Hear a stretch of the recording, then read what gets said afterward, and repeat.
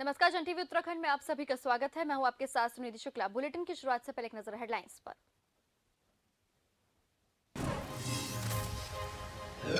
जोशीमठ में दरारों को भरने पहुंची टीम का लोगों ने किया विरोध। सरकार पर आरोप, न दिया मुआवजा, न किया विस्थापन। शहर विकास मंत्री ने कहा निर्माण कार्य होंगे मास्टर प्लान के तहत।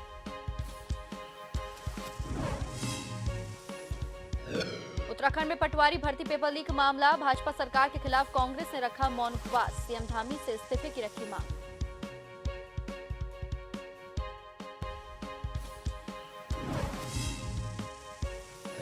कुमाऊं कमिश्नर दीपक रावत का आरटीओ दफ्तर पर छापा, निरीक्षण में मिली कई अनियमितताएं। दफ्तर में शराब की बोतल और गंदगी देख हुए नाराज।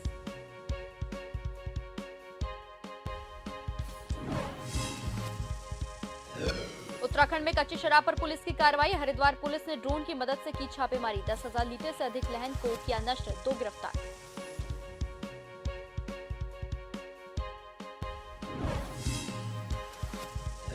चार दिन वर्षा और बर्फबारी के बाद खुला मौसम, लेकिन बर्फीली हवाओं ने बढ़ाई ठिठुरन। मैदानों में घना कोहरा, 2 दिन बाद फिर बर्फबारी के आसार।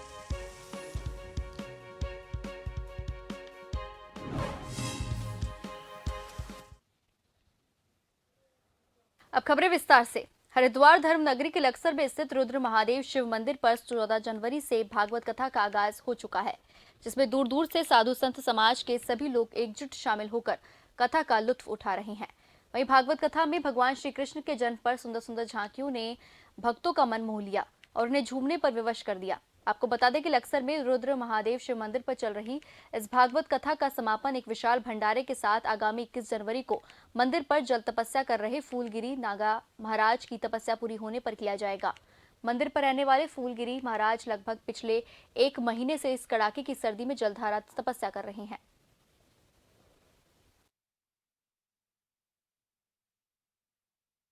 9 तारीख से लेकर 109 घड़ों की तपस्या चल रही है। ये भागवत कथा का भी आयोजन रखा गया है। ये तपस्या का शुभ अवसर पर हमारे शुक्रवार का दिन पूर्ण तपस्या होगी। शनिवार का दिन हमारे विशाल भंडारा का आयोजन है। डोईवाला ब्लॉक सभागार में क्षेत्र पंचायत की बैठक आयोजित हुई। बैठक में डोईवाला के विधायक ब्रजभूषण गेरोला के साथ सीडीओ देहरादून झरना कामठान के साथ तमाम पंचायत प्रतिनिधियों की समस्याएं सुनने के लिए विभिन्न विभागों के जिलास्तरीय अधिकारी मौजूद रहे।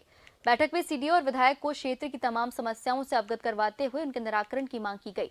बैठक में पंचायत प्रतिनिधियों ने जहां विकास अवरुद्ध न होने की बात कही, तो कई प्रधानों ने बिजली की अघोषित कटौती की शिकायत कर समाधान की मांग की, जबकि सिंचाई, पेयजल और लोक निर्माण विभाग से जुड़ी समस्याओं को भी बैठक में समाधान करने की मांग की गई। बात मान ली कि हमारे विधायक जी और मुख्य विकास अधिकारी हमारे बीच आज बीडीसी की बैठक में एक साथ पहुंचे हैं। वैसे तो विधायक जी पहले पिछली बैठकों में भी आए थे, लेकिन आज मुख्य विकास अधिकारी के कारण जनप्रतिनिधि में एक उत्साह का भाव था कि भाई सभी लोग आए थे कि उनकी समस्याओं का समाधान के लिए शायद आज अधिकारी जिले से यहाँ पहुंचे हैं, तो काफ़ी सभी लोग आए हुए थे। नहीं तो ये स्थिति बनी हुई है कि आज बीडीसी की बैठक में हम जो भी प्रस्ताव देते हैं उन पर कोई कार्रवाई नहीं हो पा रही है और जो जनप्रतिनिधि हैं वो निराश हैं, हताश भी हैं, क्योंकि हम बार बार एक ही प्रस्ताव को देने जाते हैं तो उतना काम हो नहीं पा रहा है, इसलिए सब निराश हैं। इसलिए आज काफी उत्साह का भाव था, क्योंकि सीडीओ मैडम भी पहुंची थी, विधायक जी भी पहुंचे थे, तो सभी लोग आए हुए थे और हमारी जो समस्याएं, सभी जनप्रतिनिधियों की समस्याएं, अपनी अपनी समस्याएं उन्होंने उनके सामने रखी हैं। वाला ब्लॉक में बीडीसी की बैठक आहूत की गई थी, तो इसमें हमारे माननीय विधायक जी, हमारे माननीय ब्लॉक प्रमुख महोदय और हमारे समस्त जनप्रतिनिधिगण उपस्थित थे। और अब की बार जो है हमारे जनपद स्तरीय अधिकारी भी अधिकांश मौजूद हैं। तो पूर्व में ये देखने में आया है कि कुछ सक्षम अधिकारी बैठक में उपस्थित नहीं रहते हैं, जिस वजह से समस्याओं का समाधान नहीं हो पा रहा था। तो हमने इसमें निर्देश दिए थे सभी जनपद स्तरीय अधिकारियों को कि जो सक्षम अधिकारी हैं वो बीडीसी की बैठक में उपस्थित रहेंगे। तो आज उसका असर देखने को मिला है। यहाँ पे सक्षम अधिकारी बैठक में उपस्थित हैं और जो मुद्दे उठाए गए हैं, जिसमें मुख्य रूप से जो है जल निगम, जल संस्थान, सिंचाई विभाग, पीडब्ल्यूडी आदि से उत्तराखंड के भगवानपुर तहसील में तहसील दिवस का आयोजन किया गया, जिसमें हरिद्वार के डीएम विनय शंकर के पास 38 शिकायतें आई, जिसमें 16 शिकायतों का मौके पर ही निस्तारण कर दिया गया। मुख्य शिकायत राजस्व विभाग, विद्युत विभाग, जल संस्थान से संबंधित थी, जिसमें कुछ का निवारण कर दिया गया और कुछ का समाधान जल्द ही किया जाएगा। वहीं डीएम हरिद्वार विनय शंकर पांडे ने मीडिया से रूबरू होते हुए कहा कि पिछले 8 महीने में खनन पर रोक लगी है और सबसे ज्यादा राजस्व वसूला गया है। दूसरी ओर डीएम हरिद्वार ने हरिद्वार पुलिस की खूब प्रशंसा की और क्राइम पर रोकथाम के लिए बधाई भी दी।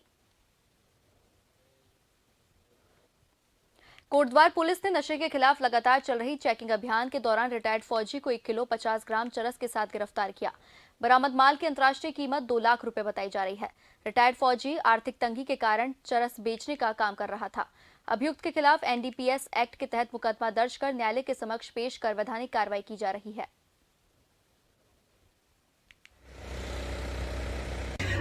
इसमें लगातार हम लोगों को कोटद्वार क्षेत्र में नशे की सामग्री की सप्लाई की सूचना प्राप्त हो रही थी, जिसमें हमने थाना स्तर से भी जो टीम गठित हुई थी उसे भी निर्देशित किया था कार्रवाई करने हेतु, एवं हमारी जो जनपद की एंटी नारकोटिक्स टास्क फोर्स है उसे भी निर्देशित किया गया था। इसी क्रम में आज उन्हें बड़ी सफलता मिली है, जिसमें लगभग 1 किलो 50 ग्राम चरस जो है उसकी बरामदगी की है। और ये जो अभियुक्त पकड़ा गया है ये भूतपूर्व सैनिक था और अभी इसमें पड़ताल की जा रही है कि कौन इसका मेन सप्लायर है जहां से ये ड्रग्स की सप्लाई हुई है। और लगभग इसकी जो हरिद्वार के कोतवाली रानीपुर की चौकी गैस प्लांट को सूचना मिलने पर की चौकी परिसर के फैमिली कार्टर के पास पीछे मुख्य सड़क से लगते हुए नाले में एक महिला का शव मिलने की सूचना पर एसएसपी हरिद्वार अजय सिंह द्वारा एसपी क्राइम रेखा यादव व कोतवाली पुलिस फोर्स के साथ मौका निरीक्षण किया गया। नाले से शव निकालने पर महिला पुलिस अधिकारियों द्वारा निरीक्षण करने पर पाया गया कि मृतका के शरीर पर कोई जाहिरा नोट नहीं है। महिला की उम्र करीब 32 वर्ष, जिसने नीले और लाल रंग का कुर्ता व लाल रंग की गरम पजामी पहनी है, जिसके पास बादामी रंग का एक पर्स जिसमें एक सैमसंग मोबाइल, किसी कंपनी का जॉब कार्ड जिस पर कृष्णा नाम अंकित है, जिसकी जांच की जा रही है। मृतका की शिनाख्त के संदर्भ में कोतवाली रानीपुर पुलिस द्वारा प्रयास किया जा रहा है। कि एक 40-45 साल की उम्र की महिला का जो है एक शव नाले में गिरा हुआ है और नाला भी बहुत गहरा नहीं था, बहुत नॉर्मल जिसमें पानी जाता है और ये इंडस्ट्रियल एरिया के पास की बात थी। क्योंकि महिला से संबंधित अपराध से सूचना थी, इस पर तत्काल घटनास्थल का निरीक्षण भी किया गया। प्राथमिक रूप से देख के ऐसा लगता है कि कोई नेचुरल घटना नहीं है कि कोई चलते में या किसी कारणों से नाले में गिर जाए और उसकी मृत्यु हो जाए। कहीं ना कहीं जो अब शव का जो गिरने की जगह थी और जो परिस्थितियाँ थी वो संदिग्ध कोटद्वार क्षेत्र के कलाल घाटी इलाके में करंट लगने से एक महिला की मौत हो गई। महिला चारा पत्ती लेने जंगल में गई थी। इसी दौरान एक पेड़ से हाई वोल्टेज करंट टच होने की वजह से महिला करंट की चपेट में आ गई। परिजनों द्वारा निजी वाहन से महिला को बेस हॉस्पिटल कोटद्वार लाया गया। इसके साथ ही परिजनों ने 108 पर आरोप लगाया कि 108 समय पर नहीं पहुंच पाया, जिसको लेकर परिजनों द्वारा बेस हॉस्पिटल में हंगामा किया। वहीं सीएमएस कोटद्वार ने बताया कि महिला को मृत अवस्था में हॉस्पिटल लाया गया था। इसके साथ ही कहा गया कि 108 की सेवा हमारे अंडर नहीं आती।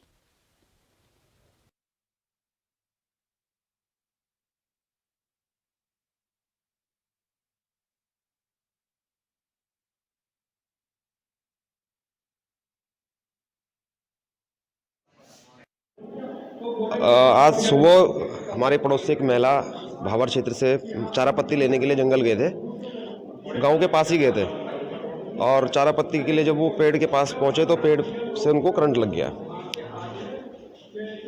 बिजली की जो तार थी वो टच हो रही थी और उनको करंट लगा और उसके बाद लोगों के द्वारा जो है 108 को फ़ोन किया गया। 108 ने इनको गुमराह किया और 15 मिनट में जहाँ वो पहुँच सकती थी वो वहाँ नहीं पहुँची और आधे तक ये लोग लेकर आए। फिर से दोबारा उन्होंने शिफ्ट इनको किया और ड्राइवर का कहना था कि मेरी एम्बुलेंस के ऊपर हूटर नहीं चल रहा है, सायरन नहीं बज रहा है और ट्रैफिक में मैं फंस गया हूँ। तो कहीं ना कहीं सरकार इस तरफ ध्यान नहीं दे रही है। यहाँ पे अभी आपकी विधानसभा अध्यक्ष हैं, आप तमाम बिजली के पोलों को देखोगे, लॉपिंग कहीं पे नहीं हो रही है। आप हॉस्पिटल में देखेंगे कि मरीज को लेकर आए तो वहाँ पे वार्ड बॉय नहीं है। ये अस्पताल है, यहाँ व्यक्ति समय से आ जाएगा तो जितनी सुविधाएं इस छत के नीचे संभव है वो दी जाएंगी। अगर वो मरीज इस स्थिति का है कि उसकी सुविधा यहाँ नहीं है, यहाँ पे मुहैया नहीं हो सकती है, तो उसे फिर आगे रेफर कर दिया जाएगा। लेकिन ये जो मरीज आया था ये ब्रॉड डेड आया था, ये मरी हुई मृत अवस्था में आया था। तो वही कहीं ना कहीं मैंने उनसे वार्ता की, उनके परिजनों से। उन्होंने बताया साहब हमने 108 को बुलाया था। 108 मेरे जुरिसडिक्शन में नहीं आती, मेरे उसके क्षेत्र के बाहर है 108, मेरे से लग के काम करती है। लाएगी हमारे यहाँ मरीज, लेकिन उसको कौन ऑपरेट करता है, किसने लेट किया, ये उनका सिस्टम, उनका जो उनका मैंने वो पता उनको दे भी दिया है कि उनसे कांटेक्ट कर लेंगे क्यों लेट हुआ 108 में। मठ देवनगरी इस वक्त पूरी तरह से खतरे की जद में है और यहाँ लगभग सारे वार्ड इस समय चारों तरफ दरारों से पड़े हुए हैं। जोशीमठ नगर पालिका में राहत शिविर की व्यवस्था की गई है। यहाँ कई परिवार इस वक्त राहत शिविर में अपना जीवन व्यतीत कर रहे हैं। प्रशासन के द्वारा राहत शिविरों में भोजन व्यवस्था भी कर दी गई है और जिस दौरान राहत शिविरों में काफी भीड़ भाड़ भी देखी जा रही है। भोजन करने वालों की जैसे कि आप तस्वीरों में साफ साफ देख सकते हैं किस तरह से जोशीमठ देवनगरी के राहत शिविरों में किस तरह से भीड़ भाड़ दिखाई दे रही है और आप तस्वीरों से अंदाजा लगा सकते हैं। आपको बता दें कि राहत शिविरों से जोशीमठ में जो पुलिस प्रशासन की टीम लगातार राहत बचाव के कार्यों में लगी हुई है, वह जवान भी इस वक्त राहत शिविरों में भोजन करने के लिए पहुंच रहे हैं।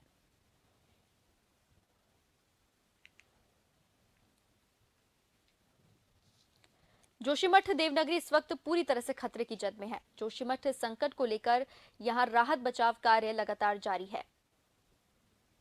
जहां जोशीमठ नगर पालिका में राहत शिविर की व्यवस्था की गई है, यहां कई परिवार इस वक्त राहत शिविर में अपना जीवन व्यतीत कर रहे हैं।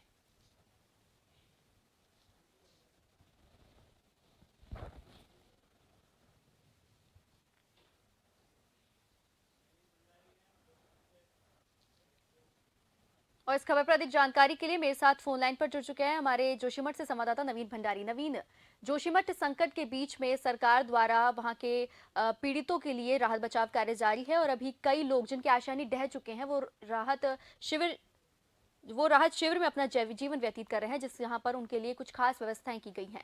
क्या कुछ व्यवस्थाएं की गई है, किस तरह की तस्वीरें सामने आ रही है राहत शिविर से, आपको बताइए।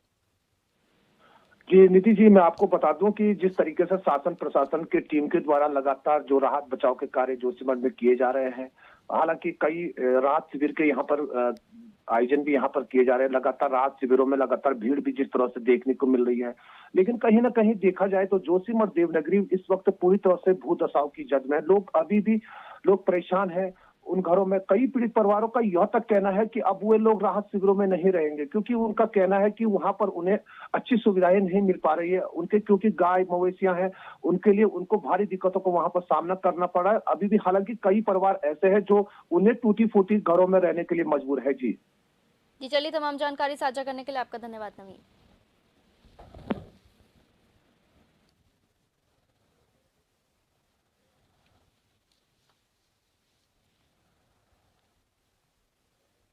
पटवारी पेपर लीक मामले हरिद्वार एसएसपी द्वारा गठित एसआईटी टीम ने 8 लोगों को गिरफ्तार किया है, जिसमें से 7 के खिलाफ गैंगस्टर एक्ट में मुकदमा दर्ज कर लिए गए हैं।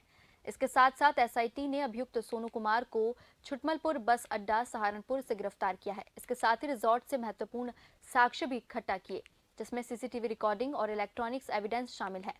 पूछताछ में अभियुक्त ने बताया कि वो संजीव दुबे का मौसेरा भाई है, जिसके कहने पर उसने रिजॉर्ट में रुके अभ्यर्थियों की निगरानी की थी और इस काम के उसे 10,000 रुपए भी दिए थे। पुलिस का कहना है कि पेपर धांधली में 31 नकलची विद्यार्थियों की भी पूरी कुंडली खंगाली जा रही है। उसमें कोई भी दोषी हो उसको गिरफ्तार भी करना है, साथ ही साथ कहीं भी हो, चाहे आयोग के अंदर कोई लैप्सेस हो, चाहे बाहर कोई ऐसे व्यक्ति हो, उसकी भी पहचान करके, जिससे कि आगे हमारी जो परीक्षाएं हैं उसमें कहीं से भी कहीं कोई आँच ना पाए। इसी क्रम में जो 7 लोग एसटीएफ द्वारा गिरफ्तार किए थे, हरिद्वार एसआईटी ने विवेचना ग्रहण कर ली थी। विवेचना के बाद जो है इसमें सोनू कुमार जो जनकपुरी थाना सहारनपुर का निवासी है, उसकी आज गिरफ्तारी की गई है एसआईटी द्वारा। और इससे जो है अभी तक हमने जो 31 जो है अभ्यर्थियों की एक लिस्ट हमने प्राप्त कर ली है, जो वहाँ पर उसके द्वारा जो अभ्यर्थी गए थे वहाँ पर परीक्षा से एक दिन पहले, उनके नाम पते हमें मिल चुके हैं। सारी जानकारी मिल गई, जो आयोग से हम अभी आगे चल के इससे और क्लियर करेंगे कि वो लोग कब परीक्षा में बैठे थे या क्या उनका क्रेडेंशियल्स पूरे हैं। फिलहाल वक्त तो चला एक छोटे से ब्रेक का, जल्द लौटेंगे, बने रहिए एजेंट टीवी के साथ।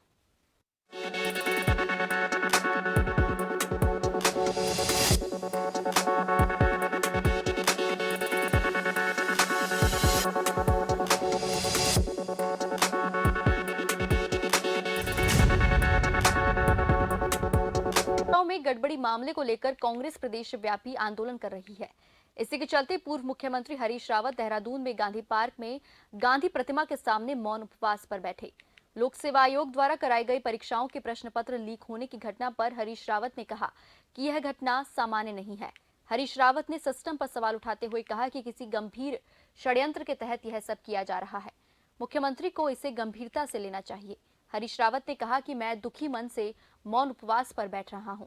पब्लिक सर्विस कमीशन में इस तरह की घटना सामान्य नहीं है। सरकार इसे गंभीरता से ले।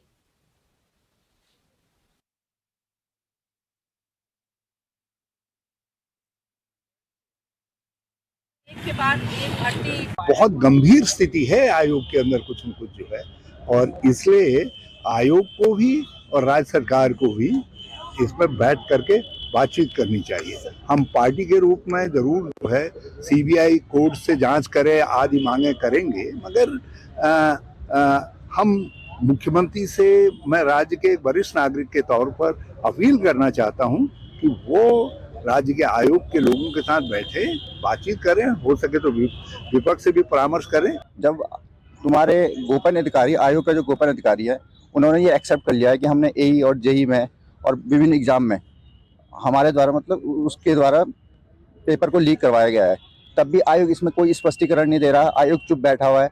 इसलिए हम चाहते हैं कि जब तक पूरी जांच कंप्लीट ना हो, चाहे फॉरेस्ट गार्ड भर्ती हो, चाहे पटवारी भर्ती हो, चाहे आगामी भर्ती हो, बिना जांच किए बिना ये पेपर नहीं करवाया जाना चाहिए। पटवारी भर्ती में पेपर लीक होने के बाद कांग्रेस ने अब एक बार फिर से सरकार को घेरना शुरू कर दिया है। हल्द्वानी में नेता प्रतिपक्ष यशपाल आर्य के नेतृत्व में कांग्रेस कार्यकर्ताओं ने मौन उपवास रखकर सरकार के खिलाफ जोरदार प्रदर्शन किया। इस दौरान हल्द्वानी के बुद्ध पार्क में सैकड़ों कांग्रेस कार्यकर्ताओं व प्रतियोगी परीक्षाओं में भाग लेने वाले युवा मौजूद रहे। सरकार के संरक्षण में भर्तियों में धांधली का आरोप लगाते हुए नेता प्रतिपक्ष यशपाल आर्य ने कहा कि पहले उत्तराखंड अधीनस्थ सेवा चयन आयोग की भर्तियां हो या फिर अब उत्तराखंड लोक सेवा आयोग युवाओं के भविष्य के साथ खुलेआम खिलवाड़ हो रहा है। वहीं कांग्रेस विधायक सुमित हृदेश ने कहा कि युवाओं की जवानी बर्बाद करने वाली सरकार को एक पल भी सत्ता में टिके रहने का कोई अधिकार नहीं है। युवा मुख्यमंत्री कहने वाले पुष्कर सिंह धामी को सबसे पहले नैतिकता के आधार पर इस्तीफा दे देना चाहिए। पेपर लीक हुए और गिरफ्तारी हुई है, और वही मुख्य आरोपी जो पटवारी पेपर मामले में जो मुख्य अभियुक्त है, वही जो परीक्षाएं होने जा रही हैं स्पीशियस मेंस की, वो तत्कालीन अनुभाग अधिकारी रहा है। जो सिलेबस में उसके हर पृष्ठ पर उसके साइन है, सिग्नेचर है, और आज सरकार आनंद फानन में पीसीएस की मेंस परीक्षा को, मुख्य परीक्षा को आयोजित करना चाहती है। निश्चित रूप से इसमें भ्रष्टाचार साफ तौर से दिखाई दे रहा है। हम चाहते हैं कि यह परीक्षाएं स्थगित हों। कि जिस प्रकार से भर्ती भ्रष्टाचार माफिया प्रदेश की चयन व्यवस्थाओं पे हावी है, बिना राजनीतिक संरक्षण के मैं नहीं मान सकता हूँ, कोई नहीं मान सकता है कि इतनी भारी पेपर लीक की व्यवस्था यहाँ चल रही है। ये पेपर लीक प्रदेश के नाम से जाने जा चुका है, घोटाला प्रदेश के नाम से अब शुमारी पा रहा है उत्तराखंड, जो देवभूमि कहलाती है। तो इसलिए इससे बड़े शर्म की क्या बात। ऊपर से जोशीमठ में आई हुई आपदा, जिस पर सरकार की निरंकुशता साफ जाहिर हो चुकी है कि एक के बाद एक जो बेरोजगारों के साथ खिलवाड़ हो रहा है उत्तराखंड में, उससे ऐसा लगता है कि सरकार नाम की उत्तराखंड में चीज ही नहीं रह गई। इतनी अराजकता, लोगों को कानून का बिल्कुल भी भय न होना, एक के बाद एक पेपर लीक हो रहे हैं, दिखाने को कार्रवाई भी हो रही है, एसआईटी जांच भी हो रही है, लेकिन उसके बाद फिर वही घटना हो रही। तो ऐसा लगता है कि प्रदेश में आज अराजकता का ऐसा माहौल हो गया है कि लोगों को कानून का कोई न भर है, न भय है, न कोई डर है। मौजूद है हल्द्वानी के बुद्ध पार्क में, जहां कांग्रेस नेता प्रतिपक्ष यशपाल आर्य, हल्द्वानी विधायक सुमित हृदेश एवं तमाम कांग्रेस के नेता मौन धारण कर धरना प्रदर्शन पर बैठे हैं। सरकार के खिलाफ हो रहे, प्रदेश में हो रहे भर्ती घोटालों को लेकर ये लोग धरना प्रदर्शन पर बैठे हैं। मैं दिखाना चाहूँगी आपको कि किस प्रकार यहाँ पे कांग्रेस नेताओं की भीड़ उमड़ पड़ी है। और जहां एक तरफ करण मेहरा देहरादून में धरना प्रदर्शन पर बैठे हैं, मौन धारण कर बैठे हैं, वहीं हल्द्वानी में उनका समर्थन करने कांग्रेस नेता मौन धारण पर बैठे हैं। आगे जानने के लिए हमारे साथ बने रहिए। श्वेता कालाकोटी, जन टीवी। पूर्व नेता प्रतिपक्ष और चक्राता से कांग्रेस विधायक प्रीतम सिंह द्वारा जोशीमठ और प्रदेश में बढ़ते भर्ती घोटालों के मद्देनजर प्रेस वार्ता आयोजित की गई। इस दौरान चक्राता विधायक प्रीतम सिंह ने बद्रीनाथ और केदारनाथ की तर्ज पर जोशीमठ के लोगों को मुआवजा देने की मांग की। इसके साथ ही प्रदेश में भर्तियों में लगातार हो रहे घोटालों पर भी पूर्व नेता प्रतिपक्ष ने सवाल उठाए।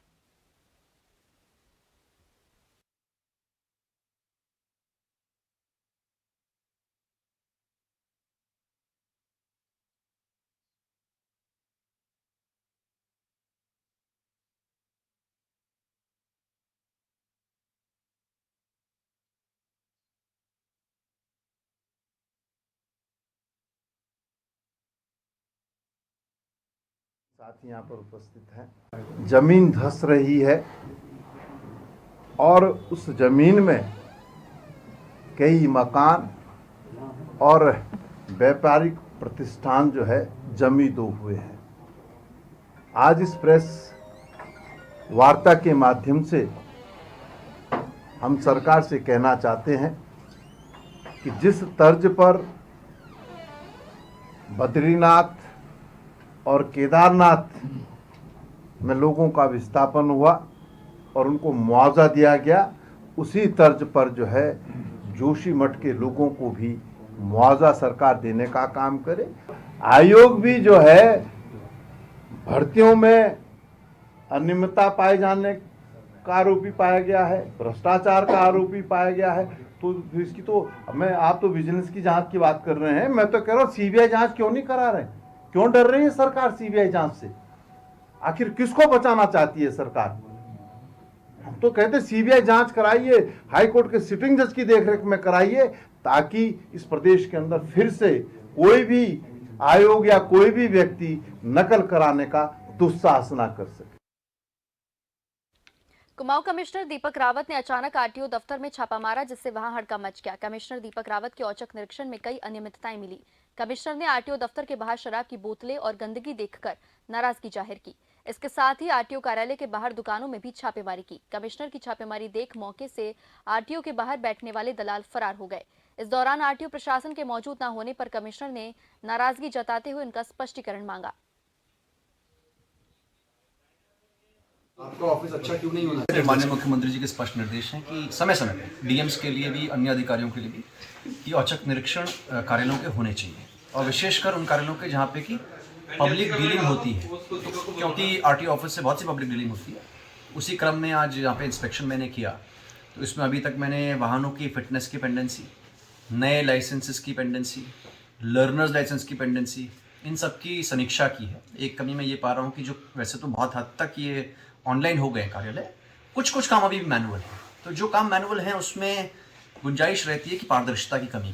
तो जो भी काम अब मैनुअल बचा है, तो उसमें अगर उसको अभी हम ऑनलाइन नहीं कर पा रहे हैं, तो डेफिनेटली उसकी एक रिकॉर्ड हम रखें, और जो आवेदक है उसको पता होना चाहिए उसने कब अप्लाई किया है। दूसरी जो दिक्कत मैं देख रहा हूँ कि जो बगल में सीएससी सेंटर चल रहे थे दफ्तर के तुरंत बाहर ही, वो सीएससी सेंटर ना होकर के एक तरीके से एजेंट का काम कर रहे हैं, जो कि गलत है। ओरिजिनल रिकॉर्ड्स भी लोगों के वहाँ पे रख रहे हैं, आधार कार्ड्स भी रख रहे हैं। जब ऑनलाइन हो चुका है तो दोहरी व्यवस्था बिल्कुल नहीं होनी चाहिए। और इस केस में जो सीएससी सेंटर को मैंने देखा, वो उनके नाम पे है भी नहीं, कोई और ही व्यक्ति इसको चला रहा है, और ऐसा नहीं होना चाहिए। सफाई की बात आपने कही, ये बिल्कुल सही है। इसमें मुझे लगता है कि आरटीओ इसका इंस्पेक्शन अपने आसपास का नहीं कर रहे हैं, और दफ्तर का भी नहीं कर रहे हैं, जो कि गलत है। इन्हीं सब खबरों के साथ फिलहाल के लिए जन टीवी उत्तराखंड में बस इतना ही। नमस्कार।